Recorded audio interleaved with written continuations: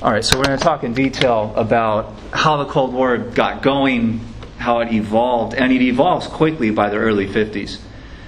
Until eventually by the early 60s you get a major military threat, not just to a couple of countries, but to in almost all of Europe and almost all, eventually, human civilization. The weapons that they build eventually, by our lifetimes, can wipe out all life on the planet, without doubt. So we'll talk about this kind of how it accidentally gets going in a lot of ways coming out of World War II. All right. So this is the map of World War II that we talked about when we talked about World War II before the last test. You have up here in the West, the Western powers, the United States, Britain, France, Canada, pushing eastward into Germany, and the Soviet army, pretty much by itself, pushing westward into Germany, and they really crush Germany between them. And they meet at Berlin, which is here in the northern central part of Germany. The result of that military planning was that the Soviet army controlled all of Eastern Germany and Eastern Europe at the end of the war. And the Western allies, the US, Britain, France, Canada, controlled Western Europe and the western half of Germany at the end of the war.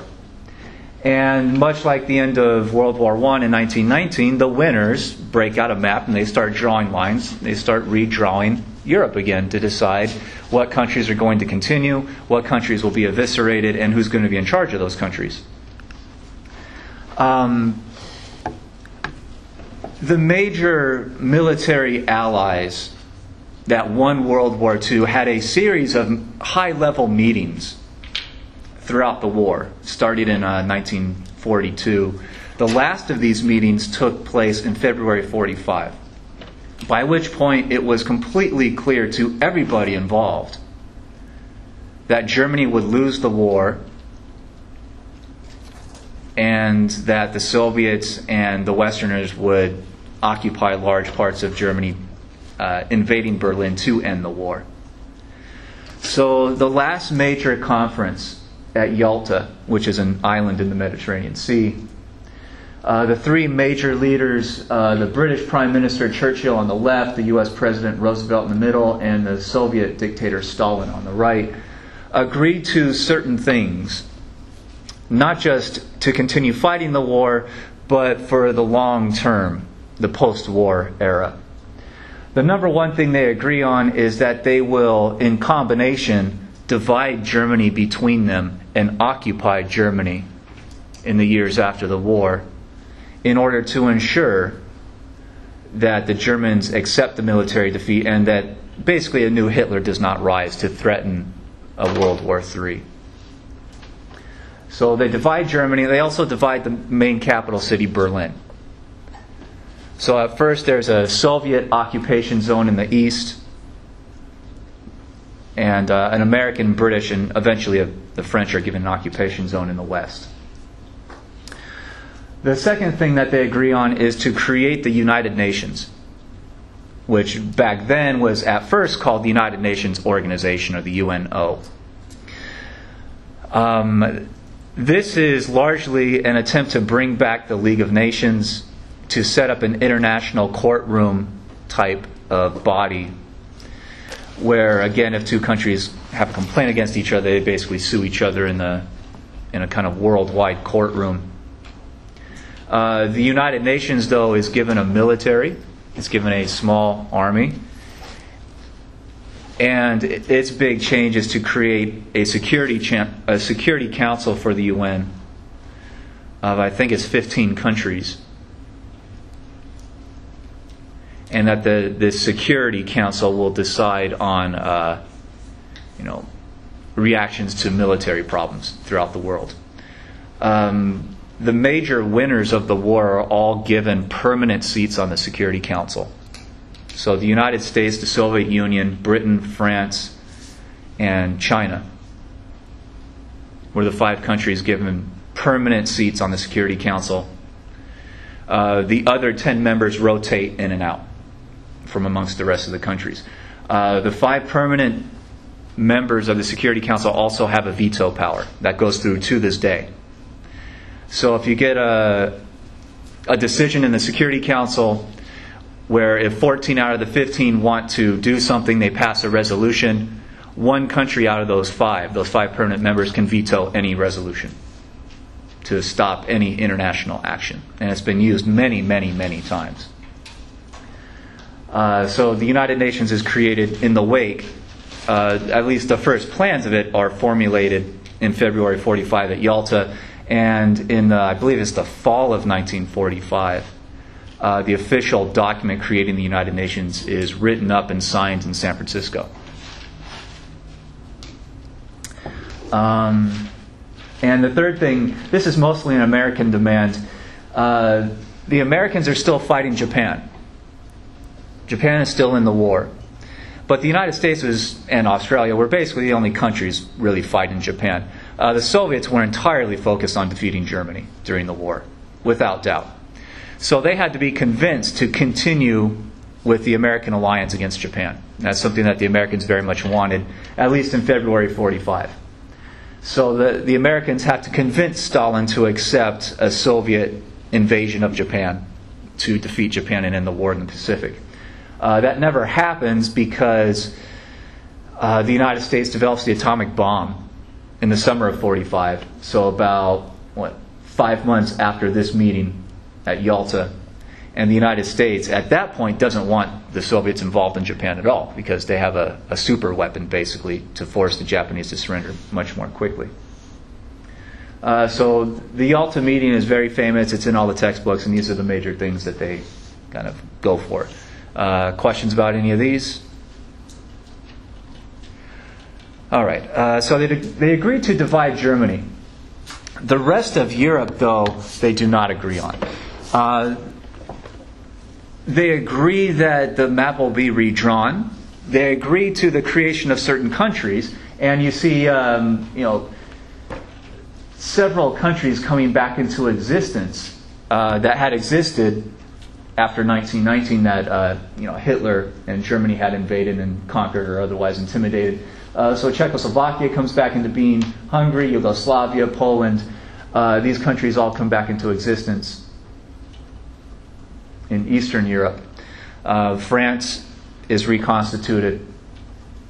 And you see on this map the division of eventually East Germany, the Soviet zone, and what eventually becomes West Germany, the Western occupiers.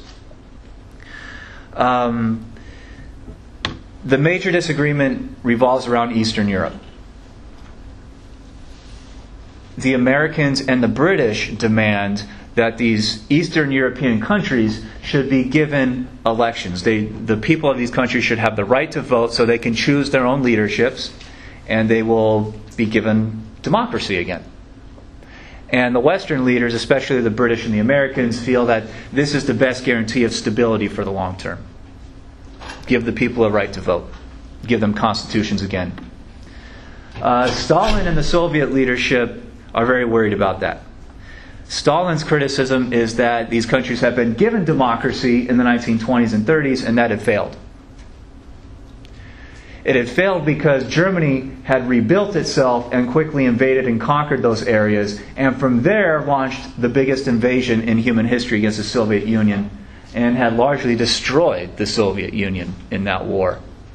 So Stalin's perspective and the Soviet leaders, they come to the bargaining table and say, we want these Eastern European countries to be pro-Soviet in their foreign policy. Stalin wants to build up these countries militarily so that if Germany ever gets back together and threatens an invasion, they first have to go through powerful centralized governments in Poland, Czechoslovakia, Hungary before they can ever get to the Soviet Union and do harm again. Stalin also wants these countries, these Eastern European countries, not just to be pro-Soviet in their foreign policy, but also their domestic policy. Stalin wants these to be communist economies, run by leaders chosen by the Soviet Union. Does that make sense? And he has an easy way to enforce this because the Soviet army is still encamped and occupying all these countries. So Stalin has a lot of leverage. Stalin's position is basically these countries are going to do what the Soviet Union wants because our army is there to enforce it. And if the Americans don't like that, the Americans are going to have to push the Soviet armies out, which it means de facto, by default, World War III will start just a few months after World War II ended. Does that make sense? That is Stalin's bargaining position. And he knew that the Americans and the British would never accept the start of a new war. So even though the Americans and British demand that the people of Eastern Europe be free and that they have elections and that they have capitalistic economies, Stalin's army is already there. Stalin starts implementing coups, removing these East European governments and putting in pro-Soviet politicians. So Stalin is creating a Soviet dictatorship political system at the point of a gun throughout Eastern Europe. Does that make sense? Questions about that at all? You've heard all this in high school or History Channel or wherever? No? Yes? I don't know. No. Okay. This is what happened. Stalin does basically a military takeover of these countries. And they do not get to have elections. He chooses their leaders. And when those leaders, every once in a while, try to resist Soviet intimidation, sometimes those leaders are removed. And these societies are put under a rigid dictatorship where anyone who complains can be eliminated, one way or the other. So Eastern Europe starts to resemble the Soviet Union, the totalitarian police state that we talked about earlier. Does that make sense? This is where the United States starts to define the Soviet Union as what would later be called an evil empire.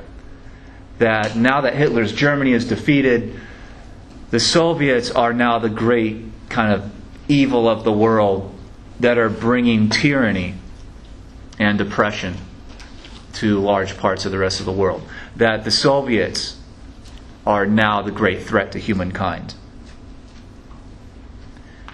So the Americans and the British and the French and the Canadians, they're always complaining about what Stalin is doing in Eastern Europe.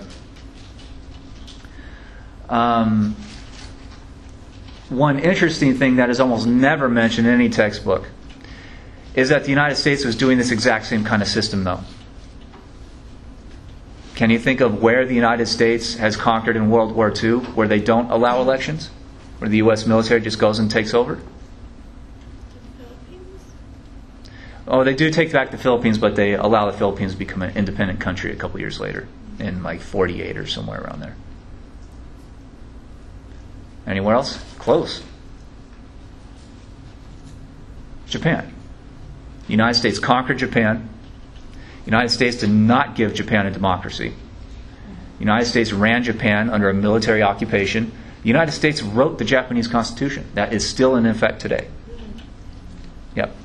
And in that Constitution, the United States wrote in that the Japanese can never legally have an offensive army. The Japanese army to this day, by its Constitution, is only allowed to defend its own territory. It is not allowed to invade any other places. And of course, the Soviets complained about that, saying that the Americans are talking about having everyone be free and equal, and everyone gets a vote, everyone gets to have democracy.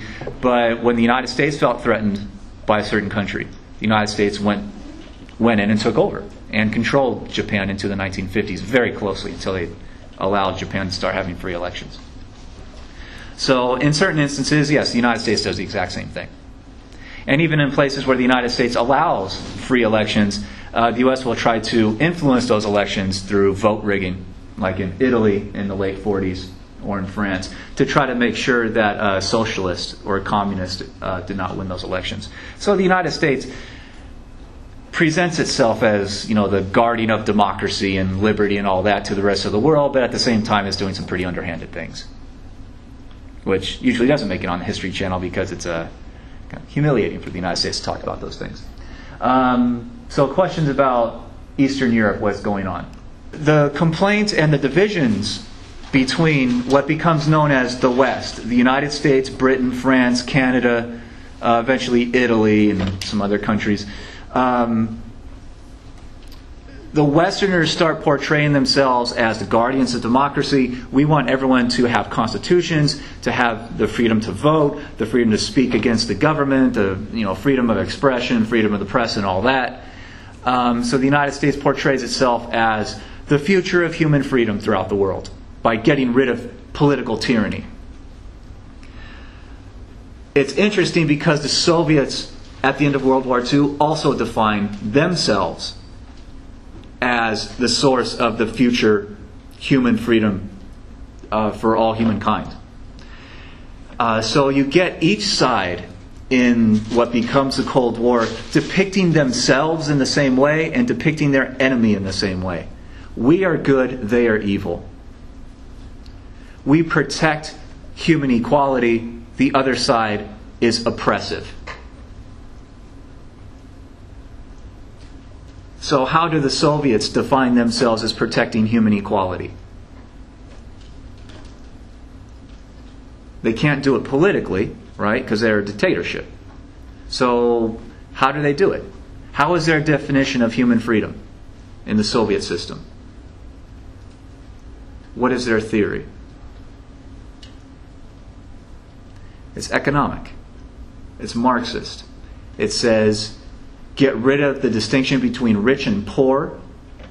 Everyone will make about the same amount of money in society, basically no matter which job you do.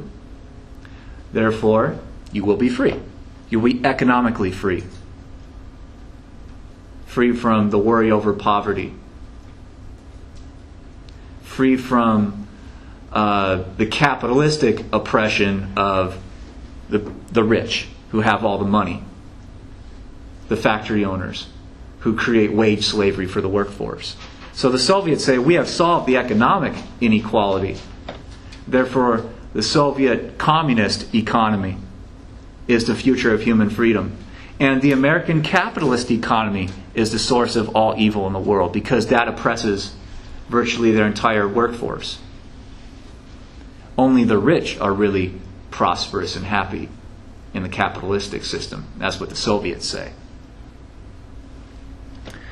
And they say that each side has the secret. The Soviets have established communism, and they say that if communism can be spread to the rest of the world, then that will bring freedom and equality to all humankind. And the Americans say the exact same thing, but not economically. They say that the Soviets have put in place a political dictatorship that is the source of evil in the world. That you can't, in the Soviet system, you cannot speak out against the government, or else you are punished harshly, either through jail time in the Gulag, or being exiled, or possibly just disappearing and being killed and never seen again. And the Americans say that the United States has the best system for equality because it's a democracy. Everyone has an equal vote. Everyone can speak freely about the government, whatever they like. Freedom of the press. Freedom of religion, on down the Bill of Rights type of line. So each side is defining itself as a source of the future of all human freedom and defining the other side as a great enemy of freedom. It's just the U.S. does it politically, the Soviets do it economically. Each side regarded the other as greedy, imperialistic, oppressive, militant, looking for opportunities to invade. The Americans point at the Soviet system and say, look what they did in Eastern Europe. They just looked for an opportunity to conquer countries and put their system in place against the will of the people. And that was a pretty good argument. And the Soviets said the same thing about the Americans, except the Americans go in with money. And they corrupt populations. They force other people to accept capitalism. And the Soviets say the Americans are imperialistic. They send their armies in to conquer places and turn the working class into wage slaves.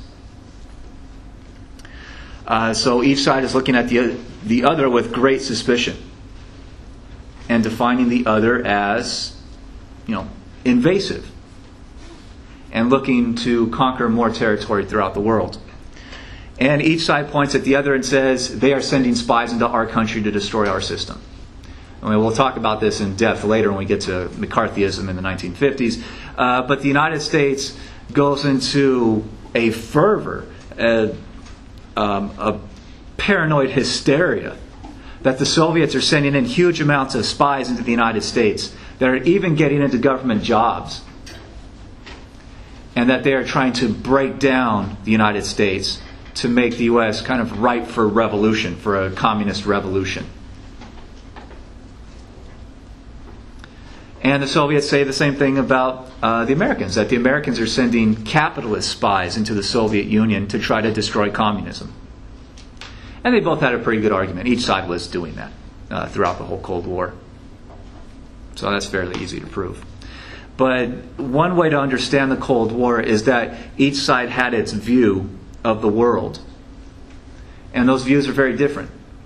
Unfortunately, in the United States and the American education system, we only get the American side, right? No, that is only taught to us that the United States is free and equal, and we have this democracy, and we're the freest country ever, or something like that, and the Soviets are always evil. But there's never an attempt usually, or there's usually not an attempt in the American education system to understand why the Soviets believed what they believed. And as historians, that's our duty to try to understand. It's our job to try to understand other people's perspective in the time that they lived. So, questions about any of this at all? No. This is perfectly clear to you. Seems confusing to me. And I've been thinking about this stuff for over 10 years. No questions at all? All right. Okay. So you have this ideological difference, and you have each country gobbling up territory and setting up systems to ensure that certain countries are friendly. So the U.S. and Japan, the Soviets in Eastern Europe, looking to control what they view as useful, valuable places. So quickly after the end of World War II, in Europe in the spring of 45, in the Pacific in late summer of 45, very quickly, the Soviets and the Americans particularly start looking at each other as enemies. Not trusting each other anymore. This is happening internally for about a year and a half, as there's a lot of negotiation in this year and a half after the end of the war. A lot of negotiation. There are some attempts to avoid the creation of what we now call the Cold War. There's some attempts at negotiation. But they just can't get there for a lot of different reasons. So by spring of 47, about 2 years after Europe ends its war, ends World War II, the United States takes a clear stand against the Soviet Union. A civil war in Greece had broken out at the very tail end of World War II. The Germans had tried to conquer Greece and set up a fascist party in Greece to take control. Didn't work. A lot of Greeks basically were anti-fascists, and they call themselves like Greek nationalists, basically. But there is also a Greek Communist Party. So after World War II, this civil war continues, and it basically boiled down to a communist versus anti-communist civil war. And it looked like the communists were winning.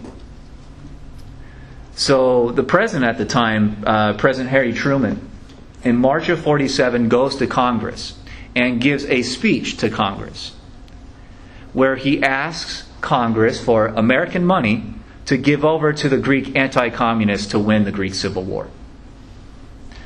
Truman was advised that if he's going to get the money, you can't just go in and say, well, I kind of have a problem here. It would be helpful if you give me some money. I mean, if you ever borrow money from someone, is that an effective way of getting money out of anyone? No. The much more effective way is to go apocalyptic. this is the end of the planet if I don't get what I want, right? I'm going to, die in the gutter if you don't help me or something like this. That's how you get money out of people, right?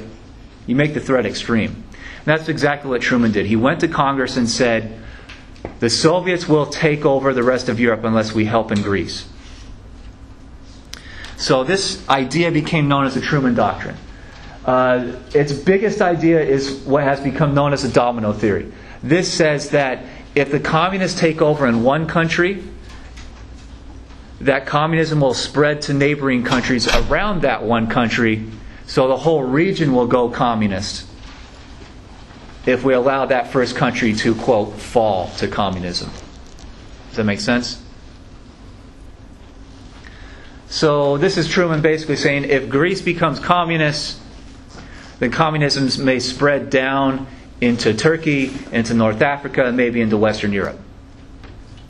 So it's like knocking over one domino, it knocks over the next, and the next, and the next, and the next, and before you know it, you have a kind of catastrophe.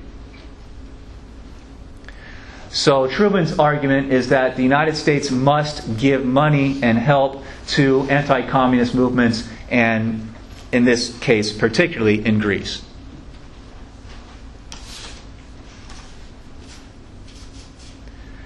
Ever since this has become known as the Truman Doctrine, this idea of this domino theory, and helping against the spread of communism virtually anywhere.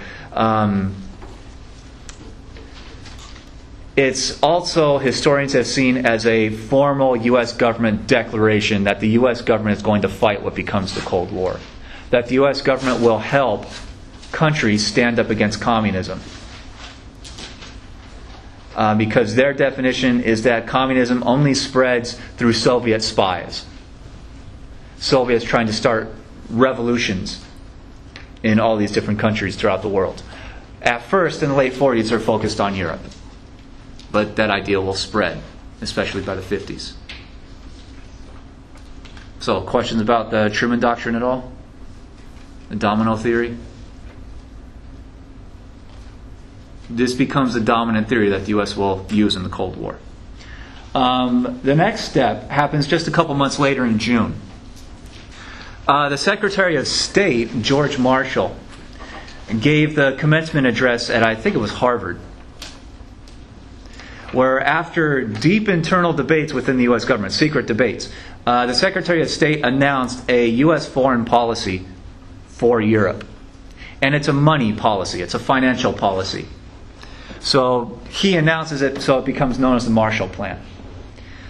His idea, or the U.S. government's idea, is to offer money to European countries to rebuild from the devastation inflicted on them by World War II. A lot of these countries were flattened. I mean, literally flattened. We saw the images of bombed out Germany, but that had happened in France, it had happened in Austria, Hungary, Poland, Italy, just throughout virtually all of Europe. And the United States is now offering loans to European countries, cash up front, to help rebuild their industries, rebuild their economies, rebuild their factories. The U.S. government stance is that if you don't rebuild these economies, if you don't give the money to rebuild the factories, then factories won't get rebuilt in Europe for a long time, perhaps 5 or 10 years. And the American leadership said, we learned our lesson from after World War I when the German economy was destroyed. What happened in that instance? You had high German unemployment, you had hyperinflation, and you got a rabid nationalist party in power. Hitler's party. So the lesson they learned was, if you don't help these countries rebuild, extremists will come into power throughout Europe. And their big worry was that, especially in these areas that have democracy, like France or Italy or Belgium, that these voters, if they're unemployed, will go to extremist solutions. And the big rising extreme solution was communism. That in the next vote, if you have high unemployment, the voters in France may vote for the Communist Party. So the Communist Party might take over France or Italy or wherever. Not through an invasion, not through spies, but just through simple democracy. So the Marshall Plan's idea was to give these countries the money to rebuild their factories and their industry, rebuild their economies so they can get these men jobs again so they can start feeding their families and they feel stabilized. And if their countries are rebuilt through a capitalist system, then they will probably be solidly capitalist for the long term. So the American government sees this as an investment in Europe to stop communism from rising. Does that make sense? Yes. So the United States offers this to Western Europe, Britain, France, Italy, whatnot. But the United States also offers this money to the Eastern European countries that are under Soviet-style dictatorships. And why would the United States do that? Why offer this massive amount of money to countries that are not even democracies, to countries that Stalin controls? To create democracy? To help create democracy. The theory is that if American money rebuilds these societies much faster than Stalin's dictatorships ever could, then the people will be favorable toward the Americans, toward the United States. Eastern Europeans will like the United States. Does that make sense?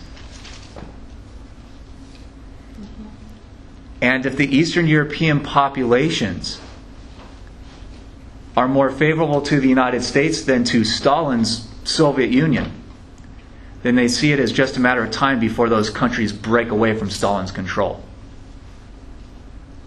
Is that clear? And it's also a great checkmate move against the Soviet Union. The Marshall Plan is probably one of the greatest foreign policy strategies the United States has ever come up with. Because this puts Stalin in a lose-lose situation. Stalin's choice is one or the other. He can either allow these countries to accept American money to rebuild, which could hurt his control over those countries because they'll have a good view of Americans at that point and they may want to break away at some point in the future. Or he could not allow those countries to accept American money, which will only prove to those populations that they don't really have control of their own countries, right? That Stalin's in control. So for American foreign policy, no matter what Stalin chooses, it's a victory for the United States. Does that make sense? It is a checkmate move. And it is very, very productive. What does Stalin choose to do? Does anybody know? Does he allow the money to come in? No. No.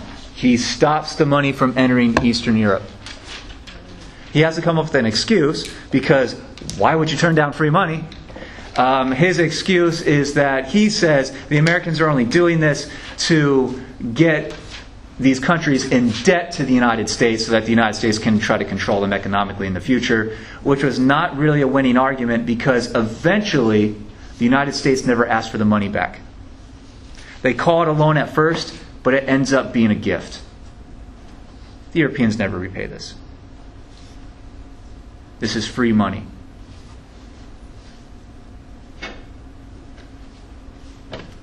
So the Western democracies accept this.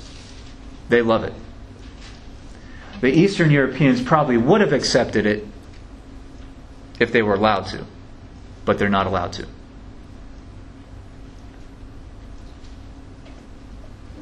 And when you look at the map of which countries accept the money, I mean, it's a pretty clear dividing line. The only Eastern country that does accept is Austria. And they didn't really get all that much. But you see Greece and Turkey in the southeast, Portugal, France, Britain, and the northern countries, the Scandinavian countries, Denmark, Sweden, Norway. They all accept the money. And they become close American allies. And mostly will remain so for the rest of the Cold War. Is it Greece has an economical issue today? Oh yeah, they have major problems today, but not the result of this. Yeah, much more from about the past 15, 20 years. Yeah. But many other European countries have that exact same problem. It's not just Greece. I mean, Italy has that huge problem. Spain has that huge problem. Ireland has that huge problem. So, yeah, it's not by any means just Greece.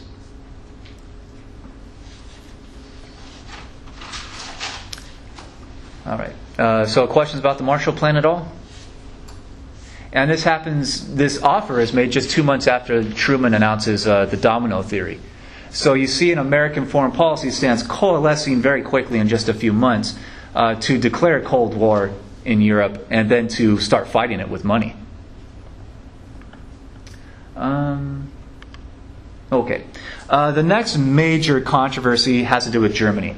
At the end of World War II, Germany was divided.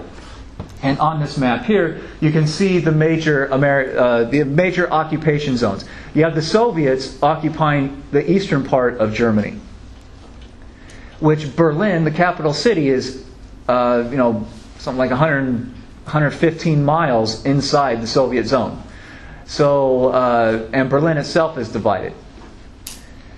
So you have a British zone in northwestern Germany, a French zone in far western Germany, and an American zone in kind of southern Germany, or it was southern Germany. That was decided even before the war was ended. Berlin is divided in almost the exact same way. So western Berlin is occupied by the British, French, and Americans, and East Berlin is occupied by the Soviets. So the strange thing about West Berlin is you get this little kind of oasis, or this little kind of place of capitalism and Western style democracy, surrounded by Soviet dictatorship and communist economy. So Berlin becomes a long-term problem. The Soviets want to somehow take control of West Berlin. And they will attempt that throughout the rest of the Cold War. Try to find some way of convincing the Westerners to leave and to give over West Berlin to communists. In order to protect West Germany and West Berlin in a cooperative way, the British, French, and Americans decide to unite their occupation zones into one single brand new country that they call West Germany. That scared the Soviets greatly, because the Soviets figured the whole existence of West Germany is created in order to eventually invade Eastern Germany and take over. So in order to put pressure on the Westerners as a direct result of creating West Germany, the Soviets create their occupation zone into a new country they call East Germany, and they actively, in mid-48, start looking for ways to take over West Berlin. The way they figure to do it is just to cut off the shipments of supplies into West Berlin. The supplies were going on trucks from the Western occupation zones, from West Germany, through East Germany, and stopping in Berlin and unloading. Stalin figured that the easiest way to conquer West Berlin was just to stop the trucks from being allowed to go through East Germany. Does that make sense? So if the West Berliners don't get resupplied, they don't have enough farmland to feed themselves. So if they're cut off, they'll either surrender or starve. So the Americans came up with the solution of just putting those supplies instead on planes and flying them from West German airports into West Berlin, and often just dropping the supplies over West Berlin. And this became known as the Berlin Airlift, which is a resupply tactic that was designed to keep control over West Berlin while also avoiding a direct military conflict with the Soviet army that's sitting in East Germany. So right off the bat, you have a military problem the Soviet army takes up positions along the border to stop the trucks. So the Americans just fly over them and basically dare the Soviets to shoot down some of those planes and possibly start World War III. Why do the Soviets not want to start World War III at this point? Because the Americans have atomic bombs, and the Soviets don't. So Stalin backs down after just about a year into 49, going into 1949. Stalin ends the blockade and allows the trucks to move through East Germany again. That, averts the crisis, the Berlin crisis as it was known. But there will be others. So West Berlin is one of the most worrisome places for the entire Cold War. The formation of West Germany is one of the first steps in what historians have come to call the solidification of the Cold War. So the Cold War is kind of starting in Europe, and it becomes, as each country tries to find an advantage to win, to intimidate the other to back down, they ratchet up the tension and the pressure throughout the 50s. So this becomes known, this area, especially from 1949 into 1950, the Cold War becomes so solidified that it becomes unmovable. And it will last for another 4 decades, as each side desperately tries to find some kind of advantage for themselves. The Westerners are always afraid of a Soviet invasion of Western Europe. The Soviet army is many times larger than the American army. The Soviets always have more troops and more tanks and more planes and more conventional bombs. So the feeling is that if the Soviet army ever kind of lined up in Central Europe and just all at once invaded the West, they would probably conquer it fairly easily. The French army and the West German army, they just weren't strong enough to resist a Soviet invasion. And even American military planners realized this. So the United States and its Western allies came up with an international treaty to basically be all in for any war. And this became known as the North Atlantic Treaty Organization, or NATO for short. I'll show you a map in a minute of which countries NATO includes. But its calling card, its theory, is that an attack upon one country will be considered an attack upon all countries. So if you sign on to NATO, if one member of NATO gets attacked, you have to go in and defend it. You have to go to war. And the Soviets respond, eventually there's an announcement, but it seems a fairly fast response. The Soviets create their own Eastern European military alliance that becomes known as the Warsaw Pact, which is basically the exact same thing. Any attack upon any Eastern European Soviet-controlled country will be considered an attack upon all, so all the Eastern countries will get involved in a war. So this divides Europe into basically an armed camp. Whoops. I'll look at the map real fast. So virtually all the European countries eventually sign up for this thing. So any attack against any country, even if it's accidental, could start World War III in Europe as a result of these treaties. Europe looks, by the 1950s, the exact way it did in the 19-teens that led to World War I. The alliances are solid, they say they're going to do it, and just one little flare-up can start a war. One little problem. And that's another reason that Berlin is so important. Berlin is in the middle of East Germany, and you have American soldiers in West Berlin, American tanks in West Berlin, sitting right across the street sometimes from Soviet tanks.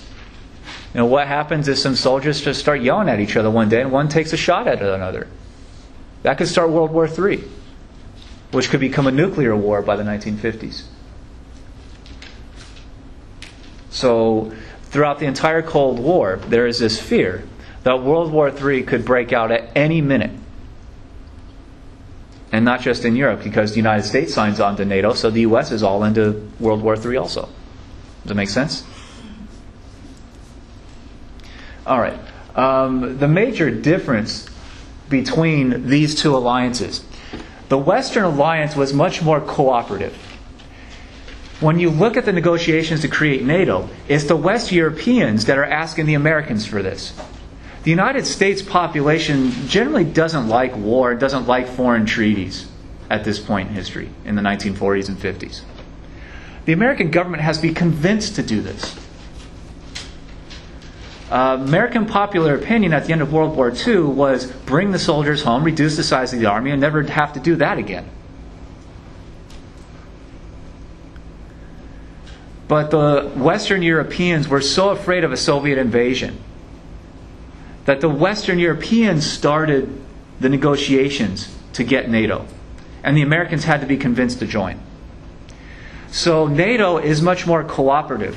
The Americans don't go in and try to control NATO. They consult with their Western European allies. And they still do today. They have yearly meetings for the NATO leadership. I believe it's in Brussels.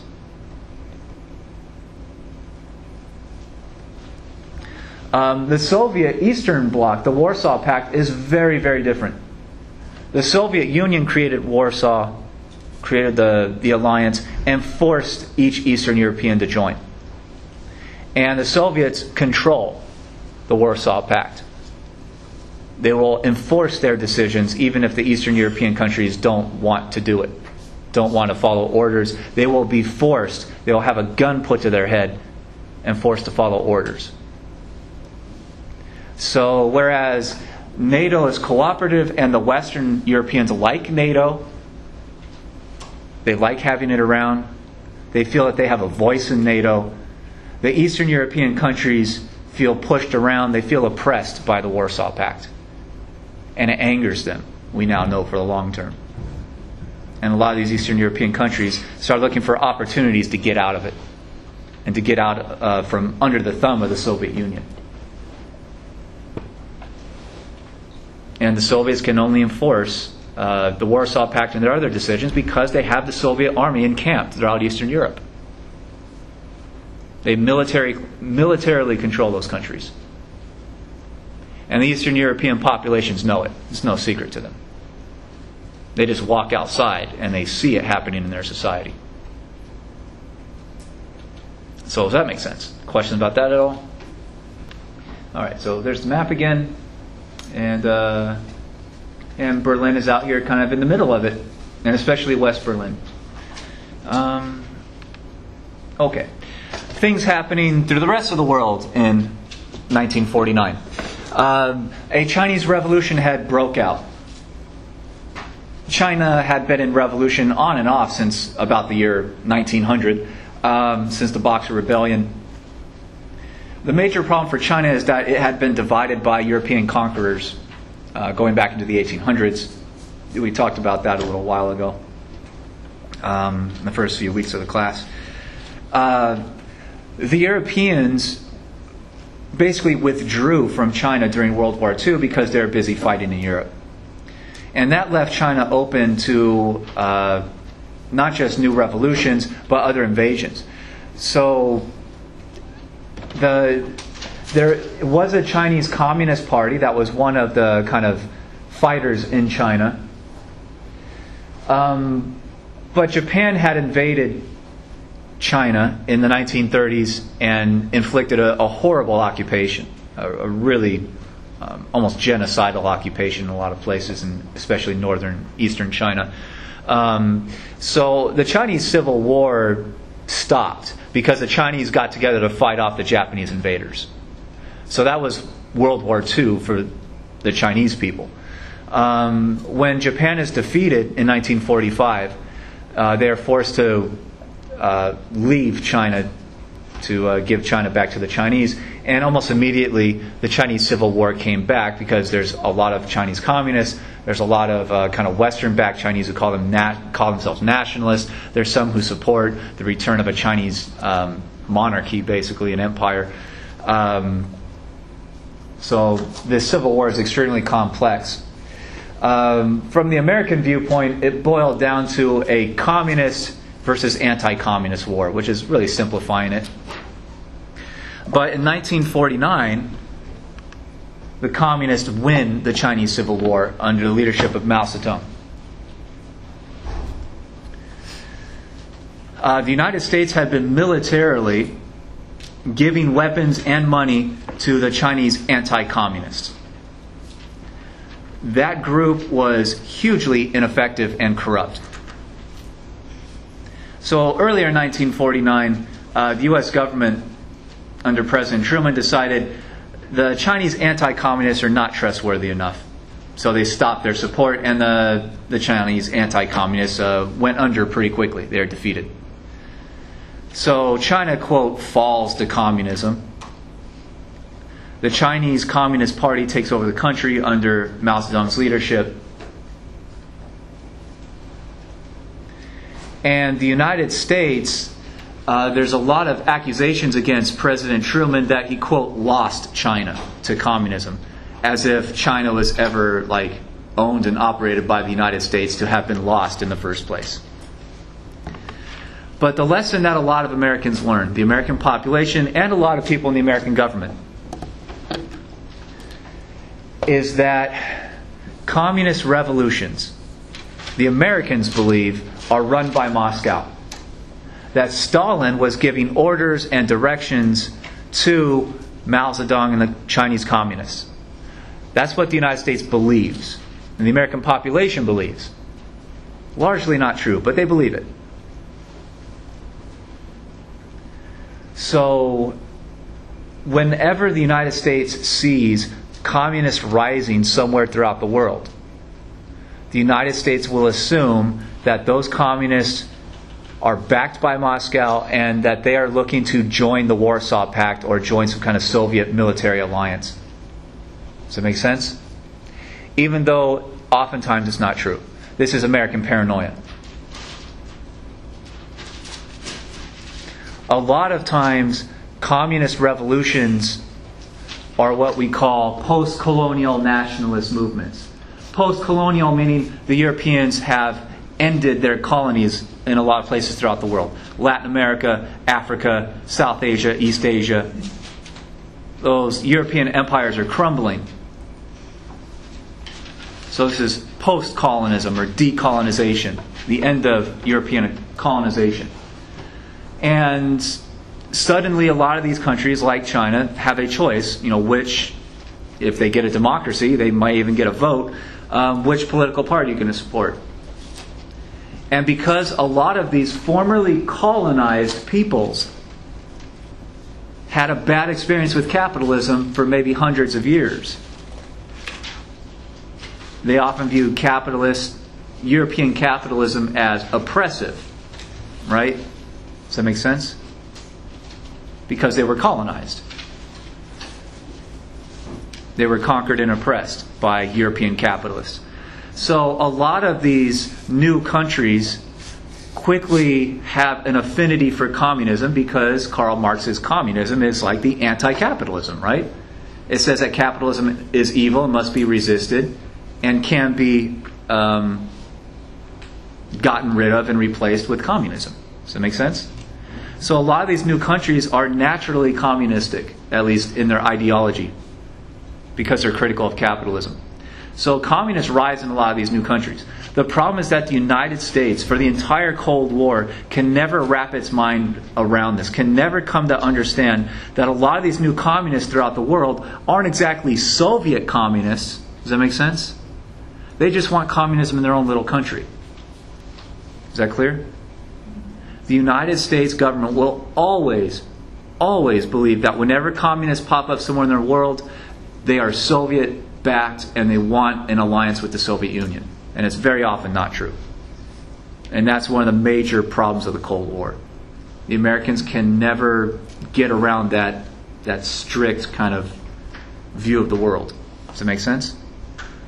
So all communists are evil, all communists are directed by Stalin. And after Stalin, by the Soviet leadership, whoever they are. Does that make sense?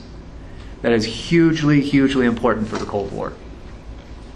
But this is the first instance of it. The growth of communism in China in August 49.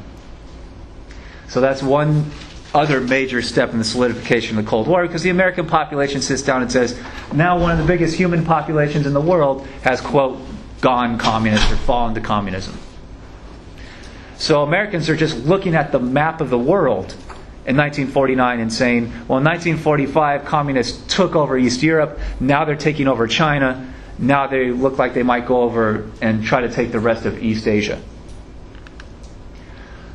The next big step, just 1 month later in the solidification process, is that the Soviets get the atomic bomb. They detonate an atomic bomb in secret early in September of 49, just weeks after China falls to communism. So the American population is looking at this. The Berlin blockade that had just ended in spring of 49. A couple months later, China going communist. A month later, the Soviets getting the bomb. And the Americans look at this as the Soviets are stronger. They're on the march. They're taking over territory. They're winning. And now they have the ultimate weapon. And the American government's solution to this problem is to simply build more and build the next level weapon. The physicist who built the atomic bomb in New Mexico had theorized that an even more powerful bomb could be built, which, when they drew it up on the chalkboard, they called it the super bomb.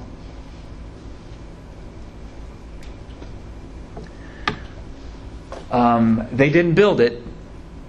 This is only a theory in 1945. Many of the scientists refused to build it. Said that the atomic bomb is horrible enough.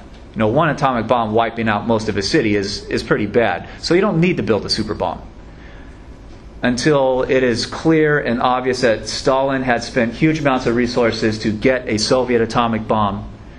And the American government's thinking is that Stalin will do the exact same thing. If he thinks a super bomb can be built, he will do everything he possibly can to build it.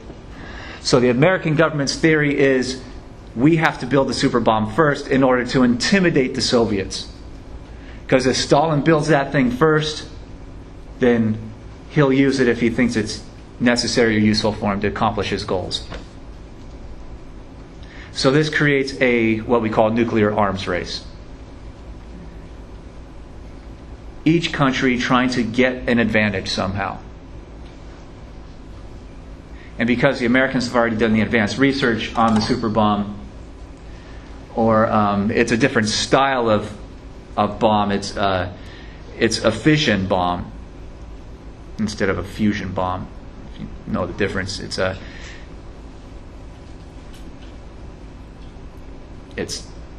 fusing the two atoms together to create an explosion rather than cutting an atom in half, basically. So it's called the super bomb or the fusion bomb.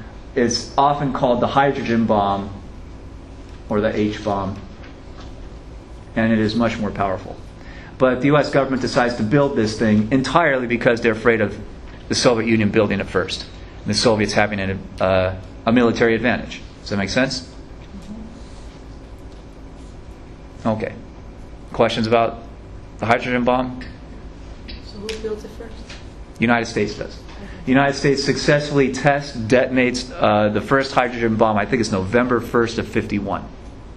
So it took them about a year to build the thing, but they do get there. And the Soviets built a hydrogen bomb 2 years later, so there goes the advantage. So everyone done writing this? No questions? All right. Remember, this is all happening within weeks.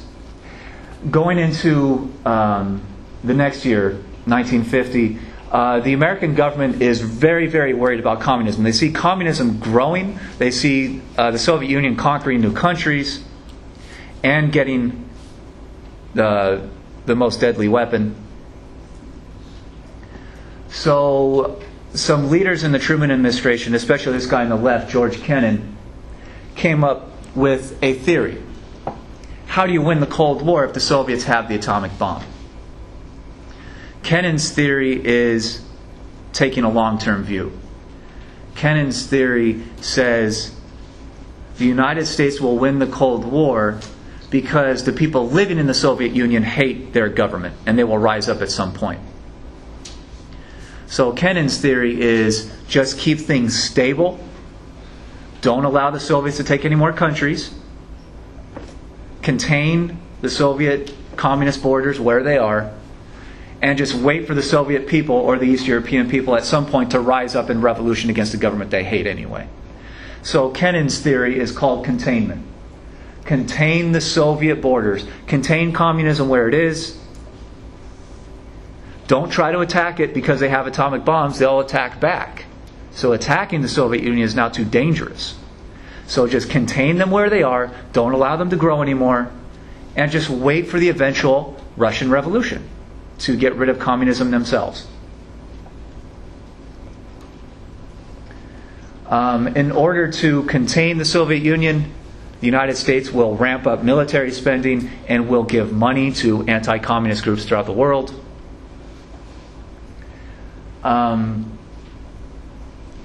But in order to keep a watch, in order to stop someone from increasing their territory, you have to have spies all over the place, listening, paying attention, trying to figure out where the Soviets might try to strike next. So this document called NSC 68, National Security Council Essay, paper number 68, is written by Kennan, argues for containment, and says that the way to do this is to ramp up U.S. military spending and to create a U.S. spy force to be sent out throughout the world, basically the eyes and ears of the U.S. And that force becomes the CIA, the Central Intelligence Agency.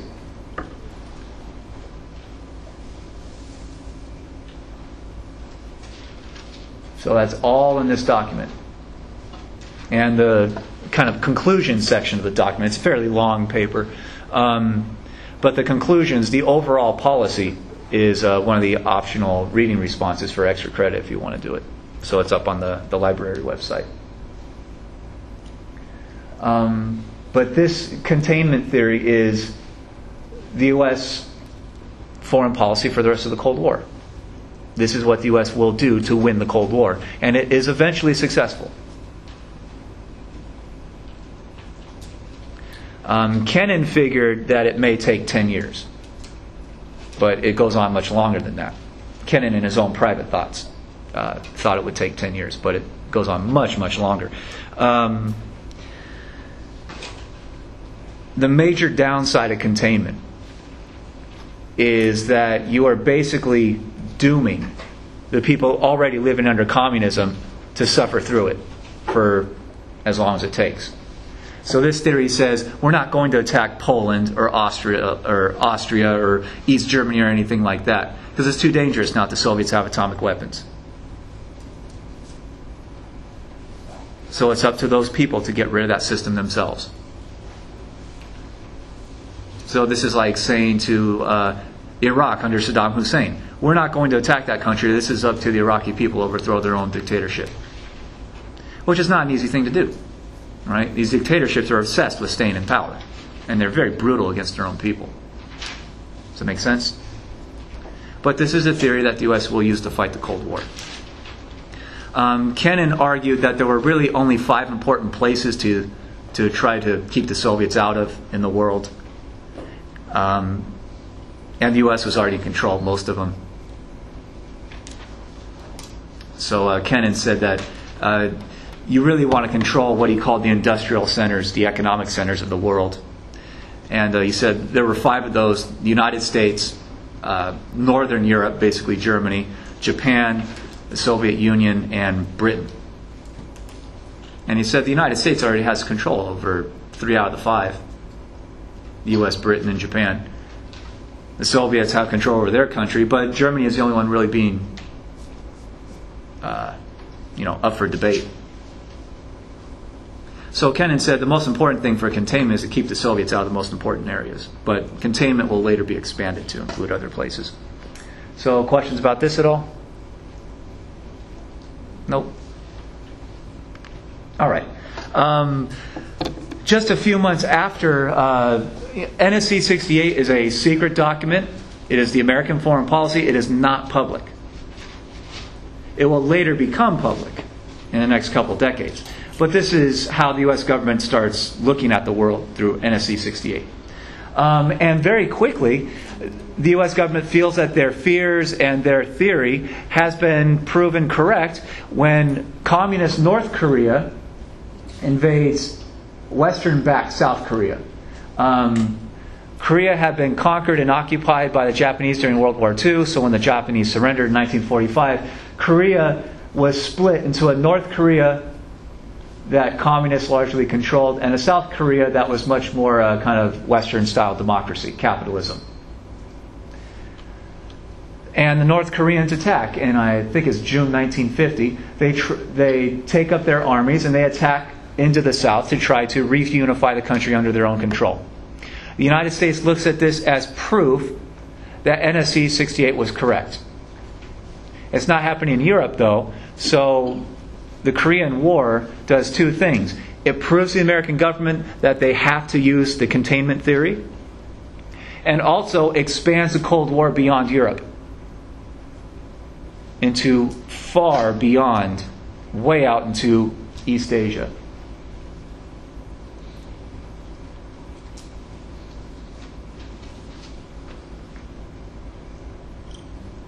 The Korean War went on until early 1953 when a ceasefire was declared, and is still in effect today. So North Korea is still today communist, and South Korea is still a kind of Western-style democracy, capitalism. The United States intervened. The U.S. got permission from the UN Security Council to send in troops to South Korea to defend South Korea. They eventually attacked North Korea to eliminate the North Korean communists, and they get so close to doing so that the Chinese communists invade from the north and come into North Korea to kick the Americans out. And that's when the United States went for a ceasefire, afraid that if a war happened between the U.S. and China, then that would bring the Soviet Union directly into the war, and that could start a nuclear war. Does that make sense? So this is also one of the first instances of what we call a proxy war. The Soviet Union is looking for some other group to expand communism, because the Soviets know if they get directly involved, and then the U.S. gets directly involved, that World War III, a possible nuclear war, could break out, and that could become catastrophic for both countries. And we'll talk more about that later.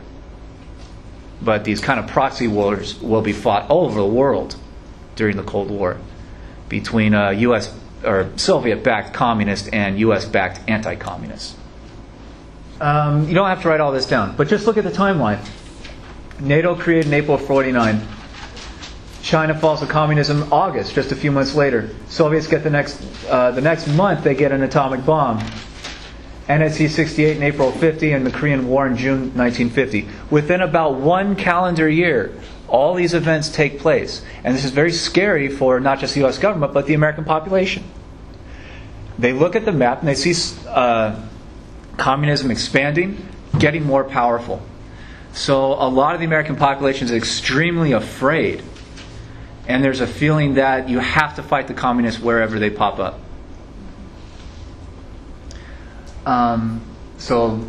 That's a lot to happen in just one calendar year. And the psychological impact of that has deep implications for the rest of the 1950s. One of the most interesting and horrifying things about the Cold War is the nuclear threat. Fairly small when the Cold War started, mostly because only one country had nuclear weapons, the United States, at the end of World War II.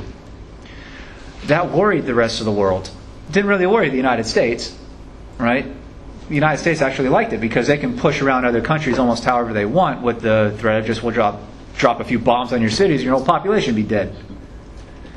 But the rest of the world is very worried about only one country having the weapon.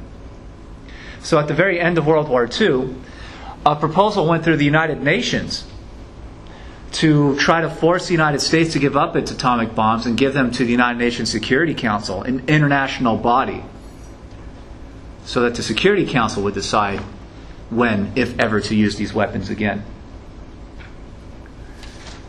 That became known as the Baruch Plan, and it failed. The United States did not accept that. Why? Because the United States wants the power to push others around. Doesn't want to give up its weapon. And much of U.S. foreign policy, from the end of World War II until 1949, when another country gets the weapon, is to use their threat of their monopoly. They're the only country that has the bomb. The U.S. uses that to intimidate others, and especially to intimidate the Soviet Union. Some people within the American government, even generals within the army, advised the president to quickly start World War III and bomb the Soviet Union with atomic weapons in order to eradicate communism. And President Truman resisted that, basically saying that the United States does not try to start wars just over ideology, and that to start a war like that and to bomb civilian populations would be basically mass murder, which Truman thought would be completely unjustifiable. But there were many within the American government who wanted to start World War III while the United States was the only one who had the weapon. Many people in American society, like on news shows and writing newspaper columns, said the same thing, that the U.S. should use its weapon while it was the only one that had it, in order to get what it wants in the world. That did not happen, but that was a major debate in American politics.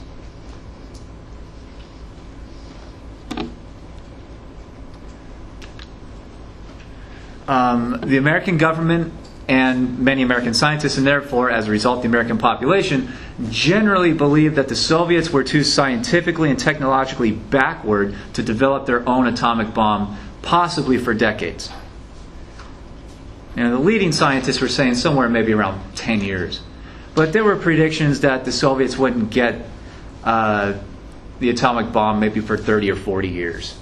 So there's this general feeling of the United States doesn't have to worry about this for a while. Does that make sense?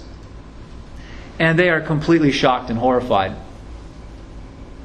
when the Soviets get the bomb within 4 years. And this starts off a round of accusations within the American government that Soviet spies have penetrated the American government or gotten into the nuclear labs and they're stealing secrets or bribing officials or something to find out how to make the weapon, because there's no way they're smart enough to actually build it on their own. And it actually turns out to be a combination of the two. The Soviets did have spies in the American system. Not as many as the Americans worried about, but they paid for some information, but they also did a lot to develop the bomb on their own.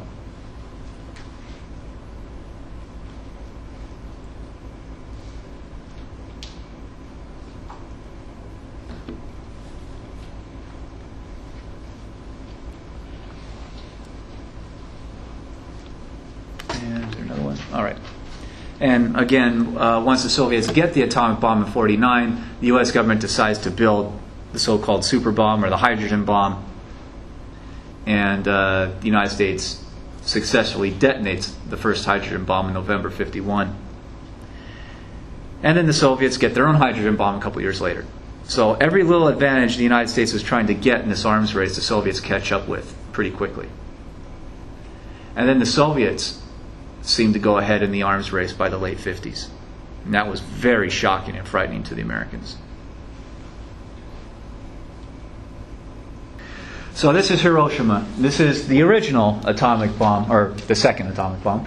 15 kilotons, which is equal to about 15,000 tons of dynamite, TNT, all exploded in the same place at the same time. So that's pretty big. And it devastated that city, without doubt. All right.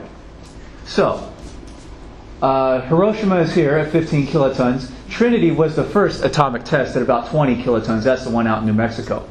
So if you take this circle and put it here, this, Mike and Bravo, are the first two hydrogen bomb tests. These weapons are 1,000 times as powerful.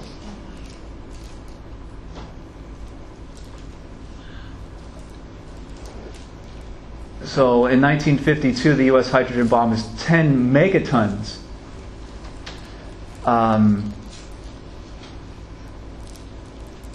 So if you know the difference between kilo and mega, like kilobyte and megabyte, megabyte to gigabyte, that's the difference in scale we're talking about. This is what scares people so badly.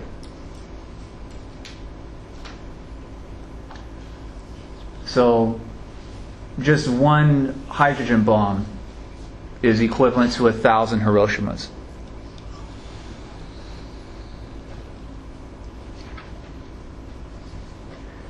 And each side starts cranking these things out as much as possible in the 1950s and 60s. By the 1970s, each side will have thousands of these bombs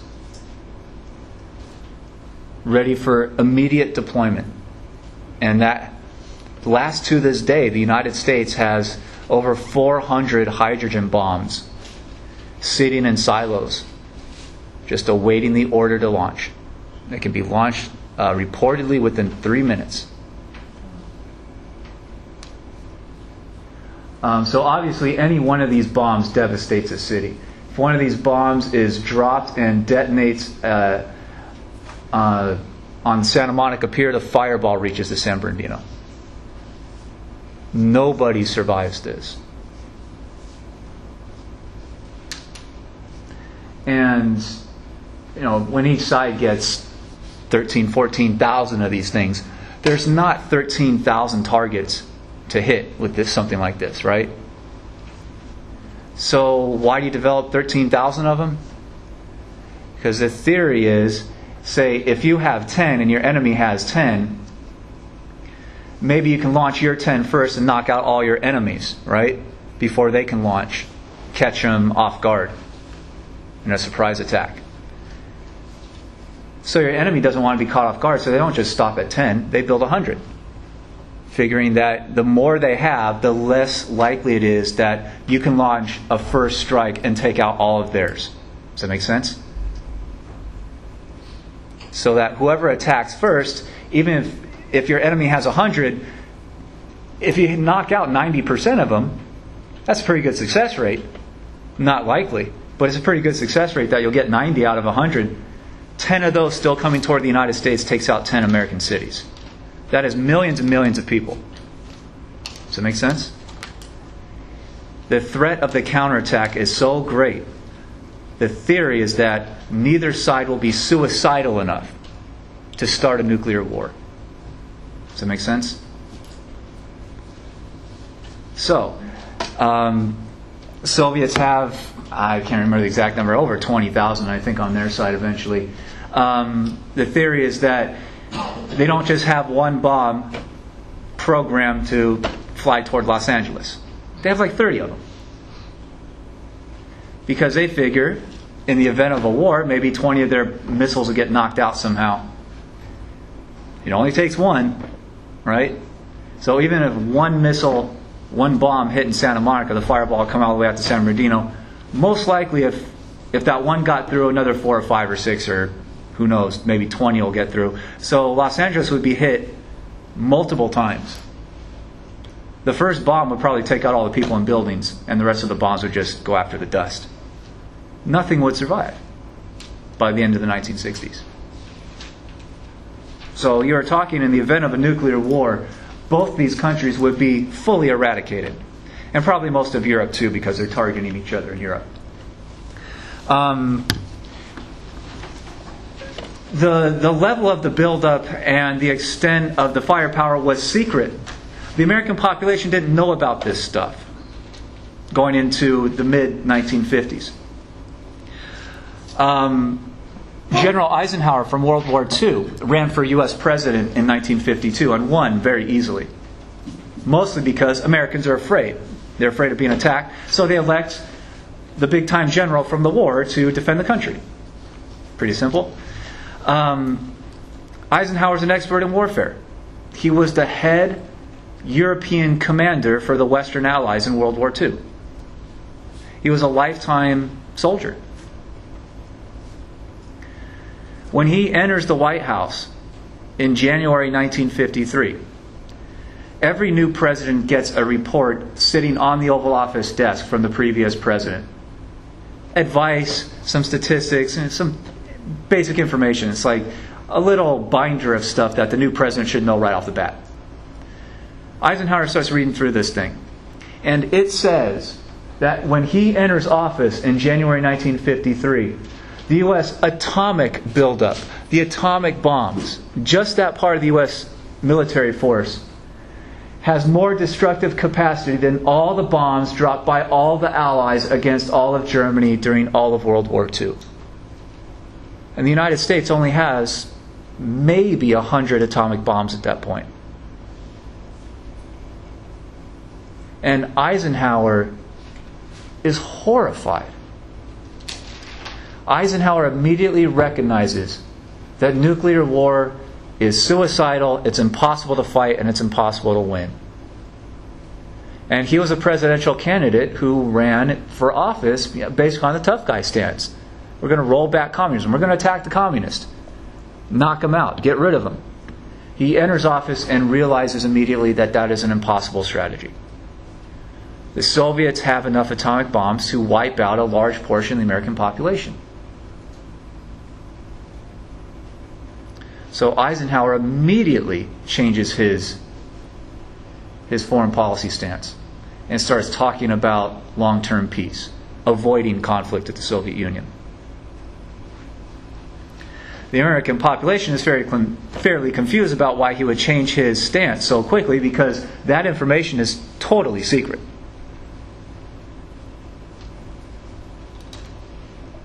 If you ever watched the old James Bond movies from the 60s and 70s, they're almost always directed at trying to figure out how many nuclear missiles or bombs or whatever the Soviet Union has, and making sure the Soviets don't find out how many the Americans have.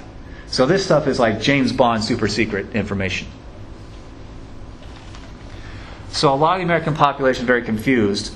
Why has this newly elected president changed his stance? He doesn't want to panic the American population and tell them about all this.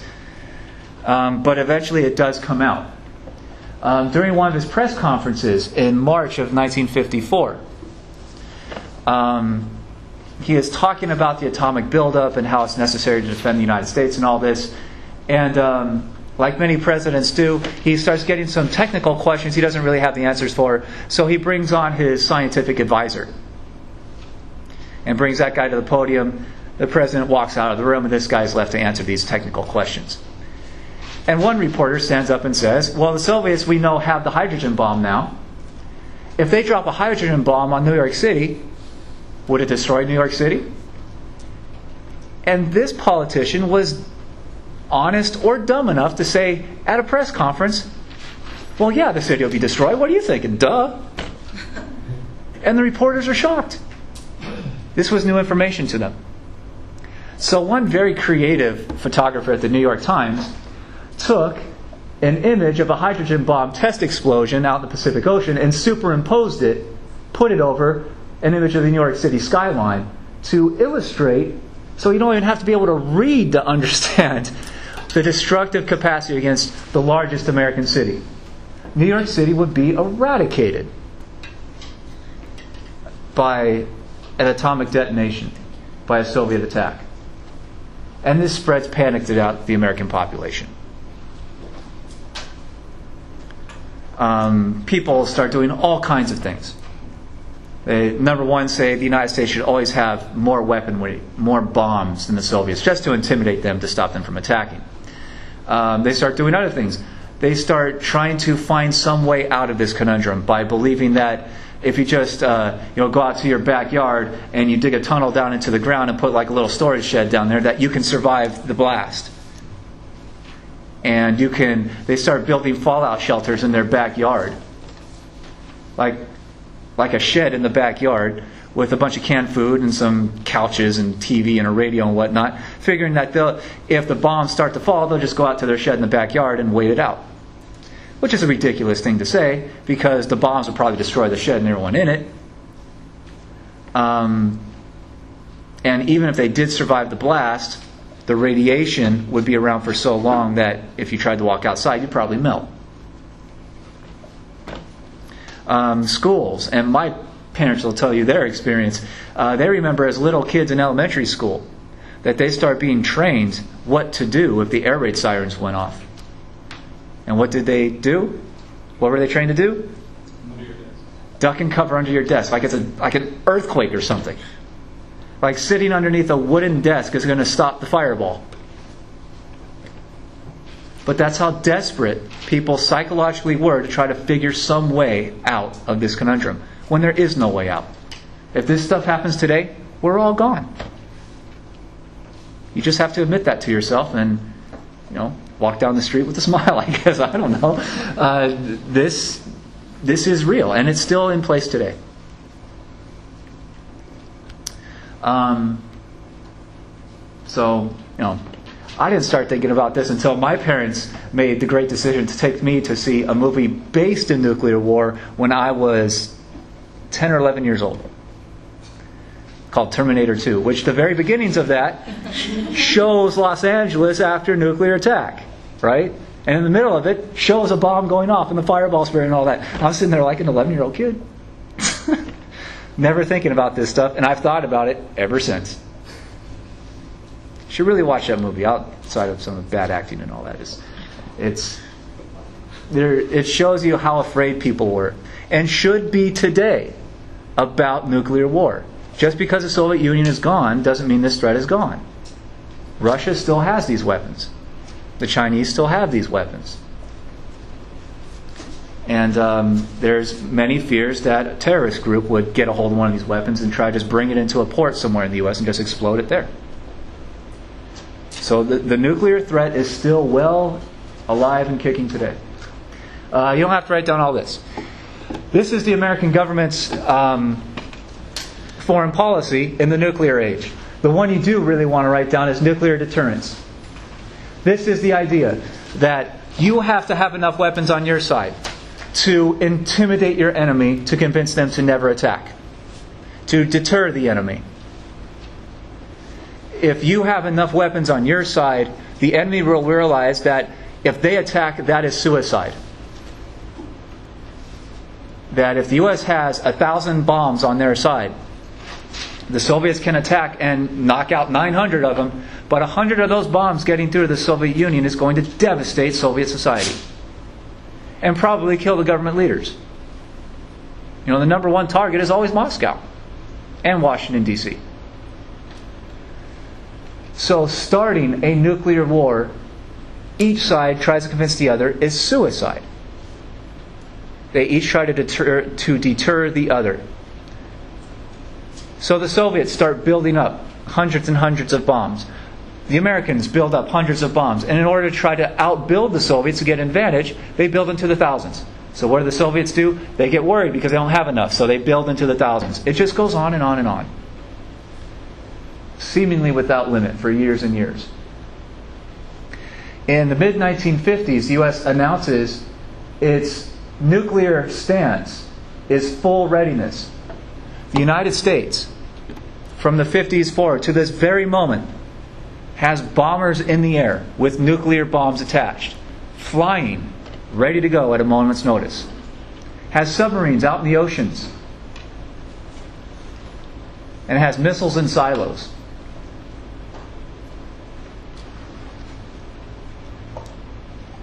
Figuring that you have to be always ready, because if you're caught off guard, your country will be attacked. If the enemy thinks that you're off guard, they'll attack.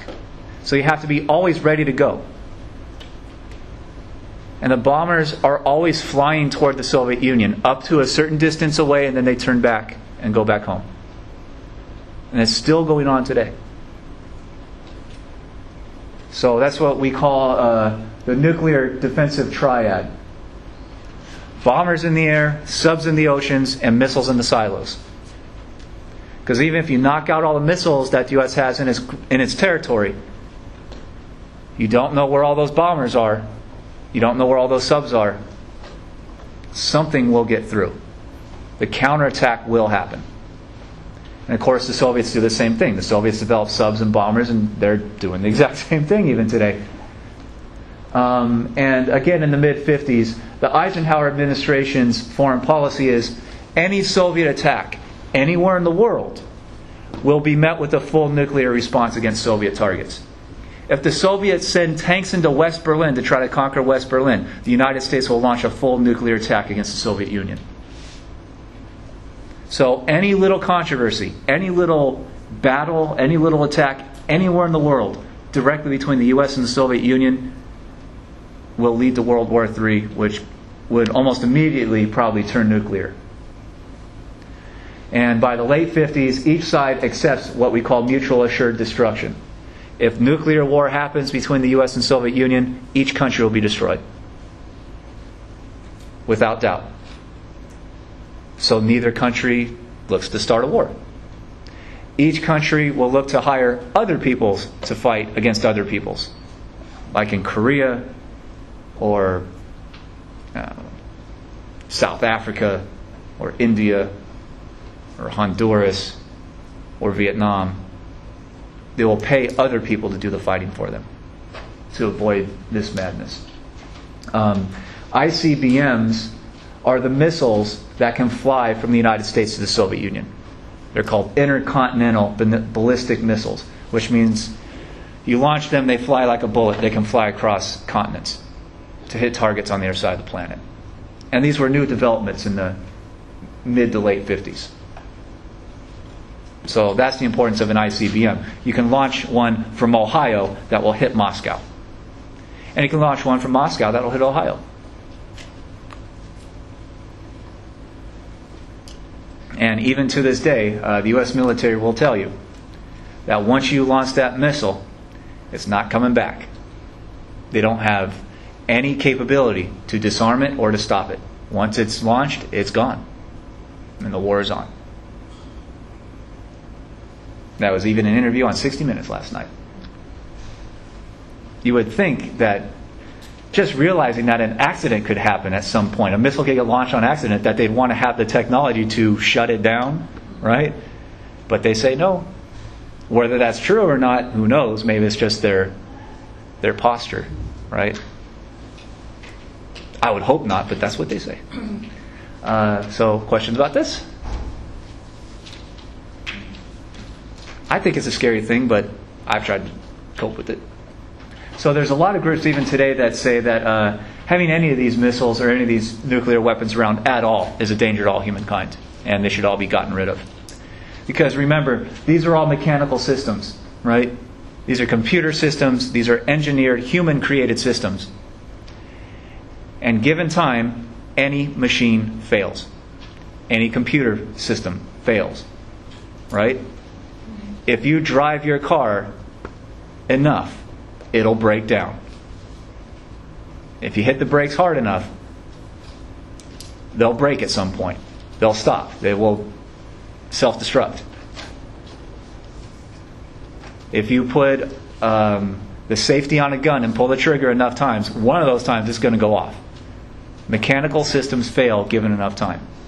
And we're at 70 years, and it's come close. But we'll see how much longer we last. Personally, I'm not too confident, but here we go. All right, so questions about the nuclear problem at all? Or what that does to the Cold War, or the psychology of the societies fighting the Cold War? Okay. Now going back to Berlin. Berlin, again, is in the middle of East Germany through the 50s. West Berlin is a capitalist half of a city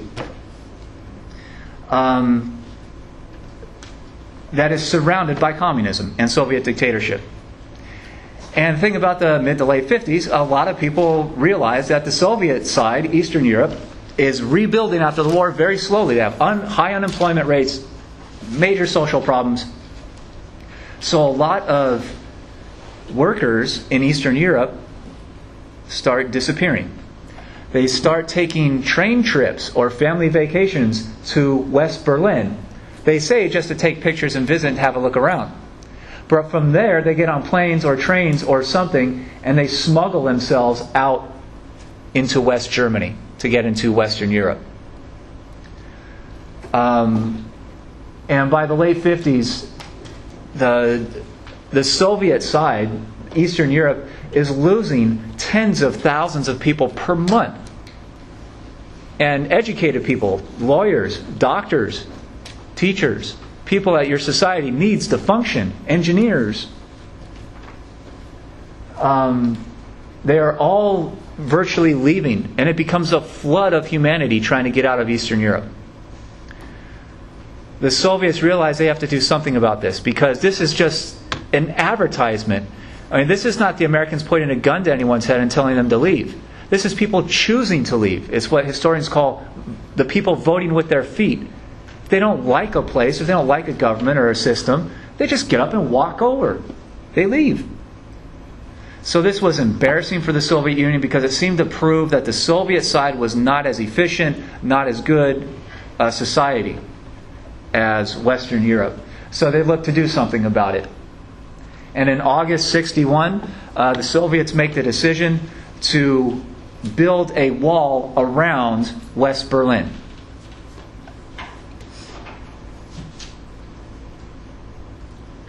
Which is an interesting decision. Because usually when you build a wall, it's to keep other people out, right? When you usually build a wall, you point your gun outward to stop an invasion. The Soviets build this wall around West Berlin, and they point their guns inward at their own people to keep their own people from going to the west. This is not a wall built to threaten the people in West Berlin. It is a wall built to threaten all the surrounding people living under the Soviet system. Does it make sense? So this would be like the United States going down to the Mexico border and building a wall and then pointing their guns inward at the American population, trying to stop them from going to Mexico. So it's a pretty extreme solution. The wall, well, the early form of the wall, barbed wire and chain link fence, literally popped up one night under Soviet orders. In the middle of the night, engineers and construction workers and soldiers went out and they just put up a chain link fence with guard posts that split the city right down the middle, sometimes right down the middle of the street. And eventually they build an actual wall with barbed wire and all kinds of stuff on top. And it completely divided the society in Berlin. I mean, some people are visiting family that night. They're on the other side of the city. Some people that lived in West Berlin were visiting relatives in the other part of the city, and they were cut off. Many times they can never get back, sometimes for the rest of their lives. Families are separated. And the wall survives. The wall symbolizes a lot of things about the Cold War. How it solidifies, how it becomes intractable, how it's a territorial division, but also how neither side was willing to attack because of the threat of nuclear war. President Kennedy is in office. He had only been president for about 7 months when the wall was built. Many Americans told Kennedy, attack. Attack the Soviet forces building the wall to stop them from doing this. And Kennedy said, no, we can't do that. They're building a wall in their territory. So us attacking them would be an aggression that would probably be met with nuclear war. So he wasn't willing to risk nuclear war to save West Berlin, or to save all of the Eastern European people's access to West Berlin. It's a better way of putting it. It also proves how much more successful the Western society was, how much more successful capitalist economy was than the Soviet communist economic style. Because people tend to move where jobs and prosperity are. And the only way the Soviets could stop their own population from leaving to go to the capitalist side was to build a wall around them. And anyone caught trying to sneak over the wall is shot on sight, no questions asked. And people are killed within weeks trying to get over the wall, or there's all kinds of Bugs Bunny plans, and people try to dig tunnels underneath the wall to get to the other side. A couple of Soviet or East German soldiers take their tank and crash it into the wall and then get out and run to the other side. But anyone trying to do this can be shot on sight. And hundreds of people are killed trying to get through the wall or over or under or whatever. But this proves how desperate the Soviets were to keep their own population. They're brutalizing their own population to stop them from leaving. Yeah. And again, the Soviets, as always, they have to rely on their armies to control their population. That was how they did it from 1945, and they're continuing doing it right into the 60s. So many historians have argued that the kind of cultural Cold War, the economic Cold War, was already won by the time the Berlin Wall was built. The Western economies were more prosperous. People wanted to live in the West more than the East. The only thing, some historians argue, the only thing that kept the Cold War going was the Soviet military power. That they're willing to harm their own population to stay in control.